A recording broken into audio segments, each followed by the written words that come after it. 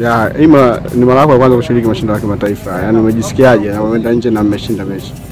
Nimejisikia faraja kubwa kwa sababu ni mara yangu ya kwanza kuwa katika timu kubwa. Nashukuru tulipofika kule tulipokelewa vizuri na tulichofundishwa na mwalimu ndio tulichokitumia. Tumetumia udhaifu wa wapinzani wenzetu kuweza kupata magoli. Unajua hii mara yako ya kwanza wewe kusafiri, yani kwenda kucheza nje ya nchi na kwa mashindano kama haya ya kimataifa. Wewe unachukuliaje mashindano haya na unaahidi nini yani mashabiki wa Yanga juu ya mashindano haya na wewe mwenyewe jinsi utakavyofanya kazi kwenye timu yako? Mashindano ni magumu. Kwa hiyo kwa kifupi mashabiki wetu tulichokipata basi wazidi kutugia motisha. Kama mashindano magumu na tunaendelea kupambana mazoezi ili kuweza kufanya vizuri zaidi kwa sababu lengo ni kuweza kufika mbali zaidi.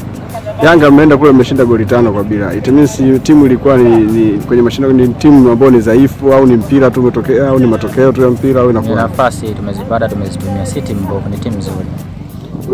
Unaizungumzaje mechi ya marudiano hapo nyumbani? Tutafanya vizuri kama wenyewe tulifanya vizuri basi naahidi na hapa tutafanya vizuri. Nashukuru.